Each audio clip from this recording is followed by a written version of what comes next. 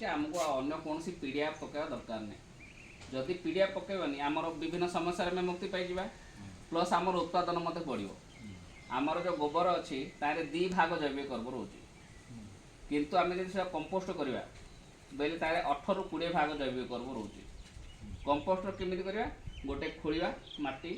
तारे प्रथम गोमूत्र पकईदे गोमूत्र पकड़ द्वारा लाभ कौन ना यूई हेबेनी जदि न हो भल कथा गोमूत्र पकड़ा आवश्यक नहीं तापर प्रथम डालपत्र एटी हाइट पकड़ा पुणी आसर गोबर ता ऊपर पकड़ा पुणी आसर डालपत्र पकड़ा पुणी आसर गोबर पकड़ा इमिति कर पैक करिया तापर आउ थे डालपत्र पकईकी माटी घोड़ेदा आ कंपोस्ट खानटा गछ छाई करवा भल कहीं आमर जो गोबर जो जीवाणु जाक अच्छा जो जाक आम आखि देखा जाऊना बट से जीवाणु जाक कौन हो कि आम बाहरी गदा खत पके गदा करचे से खरारे मर जाऊ तो से जो पर जो रहा खत गदारे से घसी घसी पकड़े आम जमी उच्चा सीना हो गछ लाभ ना कि तो आम जदि कंपोस्ट खोलिबा गछ छाई तारे जो डाल पत्र गोबर पकई लेयर लेयर करी से पोक जाक से भितर वंश विस्तार करेंगे ना नहीं ओदा रखा आम से वंश विस्तार कले से जो खतरा आम 3 मास पर बाहर करवा तारे 18 ରୁ 20 भाग जैविक कर्म आउ से फसलटा से अधिक गुण लाभ दूसरी ए देखो गोबर 2 भाग जैविक कर्म कंपोस्ट रे 20 भाग जैविक कर्म 10 गुण खतर पावर बढ़ला ना नहीं जदि खतर पावर 10 गुण बढ़ला तो आम फसल आम कि ना तो 2 गुण 3 गुण मिल ना नहीं कहीं आम जो भल खाଇବା दबा उत्पादन भल मिल से भली आउ गोटे जिनस आसला से कंपोस्ट करने 3 मास लगुच किंतु आमर जब बायगण कि टमाटो किसी लगी ताको आम 3 मास पर जगिले हेबन ना से सहज जिनस आम देखा जीवामृत आ कंपोस्ट पकेबा साथी आम जीवामृत गछ पकाउचे जमी पकाउचे तो गछपाई बहुत लाभदायक से जीवामृत आम दरकार गोबर गोमूत्र गुड़ बेसन कला गुड़ मिले सबुठ भल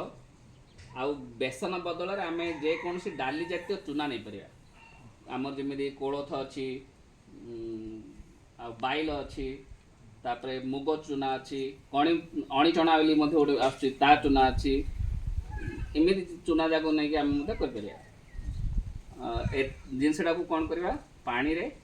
सब जिनस मिसई घांटा आपको 7 दिन रखा प्रत्येक दिन घांटा 7 दिन रखला से खत तैयारी हो से खत को आमर जो गछ अच्छी एडी एडी गछ आरंभ करी आम बड़ बड़ गछ पर्यटन दे पार तार एडी गछ को आम एटी दवा तार माटी उदा है भाई ये दवा आउ ए जिनसटा को आम तरल खत कौचे आम जीवामृत कौचे नॉर्मली तो तरल खत कौचे आर आ विभिन्न अन्य समस्या पे व्यवहार होमी नॉर्मली आम देखा नड़िया गछरे फूल हो झड़ी जाऊँगी कसी हो झड़ी जाऊँगी आंब गछरे बौल झड़ी जाऊँगी कसी झड़ी जाऊँगी सेमती आमर काजू गछ सेम जिनस हो तो तापाई आम जीवामृत दे पार मूल गछर मूलर गछर हाइट माने ओसार देखिकी तार राउंड खोला हे तार आम जीवामृत दवा जद्वारा आमर जेकोसी कसी भल माने फूल भल हम कसी भल हम फल भल हम आउ काजू गछरे तार दाना बड़ हम क्वालिटी आस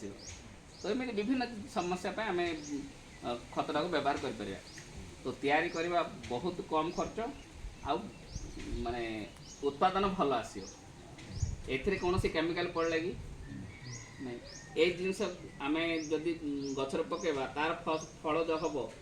से धान ठू आरंभ करी परिवा ठू आरंभ करी फल ठू आरंभ करी सी आम कि क्षतिकारक हम कि किसी हेनी अधिक लाभदायक आम मोर आग्रह रहा कि प्रत्येक चाषी पाखे 1 ରୁ 2ଟା कंपोस्ट खाद माने खणी हवा दरकार आम जो बाहरी जो गोबर पकाउचे से तार पकेबा नॉर्मली आम पाखे गाई गुरु अच्छा आम गोबरटा नष्ट करुचे से गोबरटा को आम प्रोसेसिंग कर तार पावर बढ़ेगी आम चाष व्यवहार करवा तो मु आग्रह करी दिलीप भाई कि से प्रोसेसिंग करे कि डेमोटा देखे